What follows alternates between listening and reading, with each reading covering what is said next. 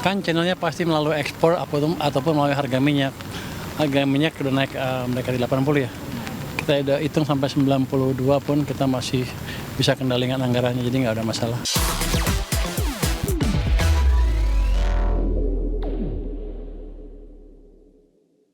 Ya, Menteri Keuangan Purbaya Sadewo memastikan anggaran pendapatan dan belanja negara atau APBN masih kuat dalam menghadapi dampak konflik Amerika Serikat dan Israel dengan Iran. Ya, Menteri Keuangan Purbaya Sadewo mengatakan bahwa pengumpulan pajak pada Januari hingga Februari tumbuh mencapai 30%. Angka tersebut menunjukkan perbaikan signifikan di sektor ekonomi. Selain itu, stabilitas fiskal dan moneter yang menjadi penting saat ini tetap terkendali dengan kepercayaan pasar yang masih tinggi. Sementara terkait dengan potensi kenaikan harga minyak dunia, Purbaya memastikan kenaikan harga minyak saat ini yang menembus $90 Amerika per barel masih dapat ditanggung oleh keuangan negara. Namun demikian, pemerintah telah menyiapkan berbagai langkah antisipatif seperti menyiapkan realokasi anggaran, menjaga stok energi nasional tetap aman, serta memastikan kebijakan subsidi tetap tepat sasaran agar beban fiskal tidak meningkat secara tidak terkendali. Kan channelnya pasti melalui ekspor ataupun melalui harga minyak. Harga minyak udah naik mereka di 80 ya. Kita udah hitung sampai 92 pun kita masih bisa kendalikan anggarannya, jadi nggak ada masalah. Berarti tidak ada kekhawatiran dari Anda, Pak? Enggak, kita bisa adjust, kita bisa atur. Tapi langkah antisipasi yang disiapkan ada nggak? Iya.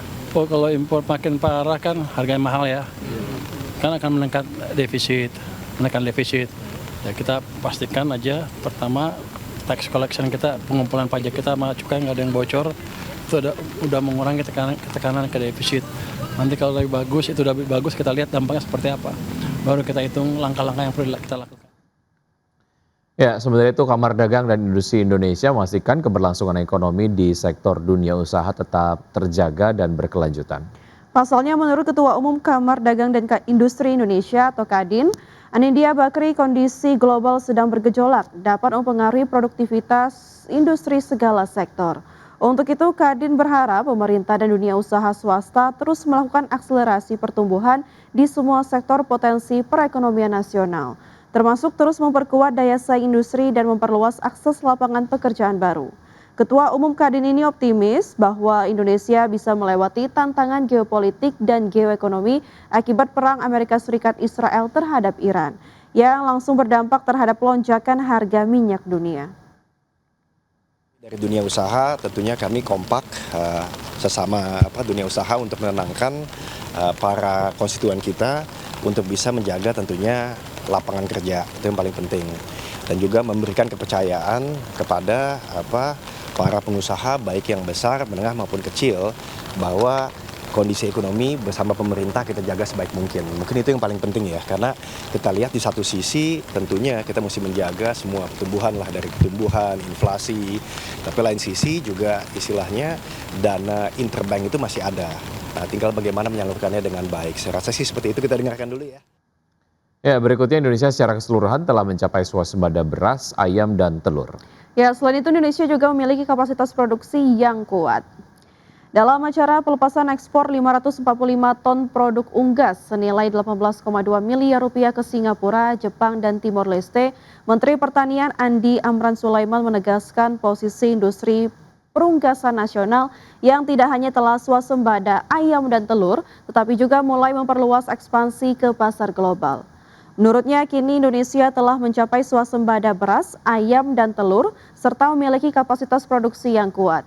Untuk itu, pemerintah mengendalikan surplus melalui mekanisme penyerapan domestik, termasuk pemanfaatan pada program makan bergizi gratis, serta memperluas akses ekspor. Langkah ini dilakukan agar keseimbangan pasokan dan harga tetap terjaga, di mana capaian ekspor produk unggas sebanyak 545 ton dengan nilai 18,2 miliar rupiah tersebut diharapkan menjadi bagian dari akselerasi ekspor komoditas peternakan yang selama ini dinilai memiliki daya saing tinggi. Sekarang ini kita sudah swasembada telur, ayam, beras, dan seterusnya. Nah, ini kita dorong ekspor ke negara-negara lain. Ini telur, ini semua olahan ayam dan telur. Nilai sekarang totalnya berapa nilai? 18 miliar. Tapi ini terus menerus. Ini hari ini aja terus kita ekspor. Untuk ayam, telur sudah swasembada dan ekspor. PT Piridam Pharma Tbk melalui anak usahanya PT Etika Industri Farmasi akan meningkatkan kapasitas produksi injeksi steril. Ya, Direktur PT Piridam Pharma Tbk Bejo Stefanus mengatakan PT EIF telah menyelesaikan pembangunan dari perluasan kapasitas produksinya, yaitu Line 3 yang rencananya akan diresmikan pada April 2026. Pembangunan Line 3 dimulai pada September 2024 dan rampung hanya dalam kurun waktu 1,5 tahun. Saat ini kapasitas dari Line 3 telah terpenuhi atau full capacity sehingga membuat perseroan mempercepat proses pembangunan untuk fasilitas Line 4, 5, dan 6 yang akan mengadopsi teknologi terbaru di dalam dunia obat steril. Setelah penyelesaian Line 4 dan 5, PT EIF juga akan segera melakukan pembangunan Line 6 sebagai bagian dari pengembangan kapasitas manufaktur secara berkelanjutan. Manuver ini diambil sebagai respon langsung atas meningkatnya kebutuhan obat-obatan steril di pasar global dan regional. Adapun berdasarkan berbagai laporan industri, pasar steril injectable global diproyeksikan terus tumbuh signifikan dengan nilai pasar yang mencapai sekitar 4,9 miliar dolar Amerika Serikat pada 2026.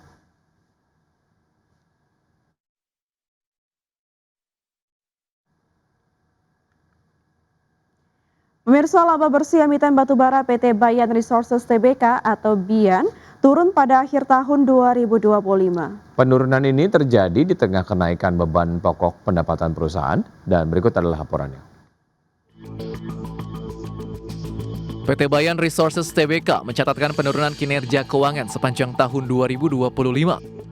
Berdasarkan laporan keuangan di Bursa Efek Indonesia, pendapatan perusahaan turun tipis 0,58% secara tahunan menjadi 3,43 miliar dolar Amerika Serikat dibandingkan 3,45 miliar dolar pada tahun 2024. Sebagian besar pendapatan Bayan masih berasal dari segmen batubara yang menyumbang 3,41 miliar dolar pada 2025, turun 0,58% dari tahun sebelumnya.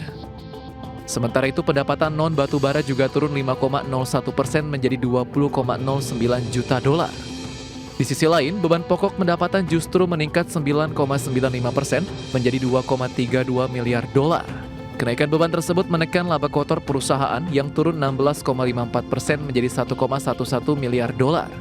Akibatnya laba bersih yang dapat diatribusikan kepada pemilik entitas induk turun 16,77% menjadi 767,92 juta dolar pada 2025 dibandingkan 922,64 juta dolar pada 2024. Hingga akhir 2025, total aset Bayan tercatat 3,38 miliar dolar dengan liabilitas 680,46 juta dolar dan ekuitas 2,69 miliar dolar.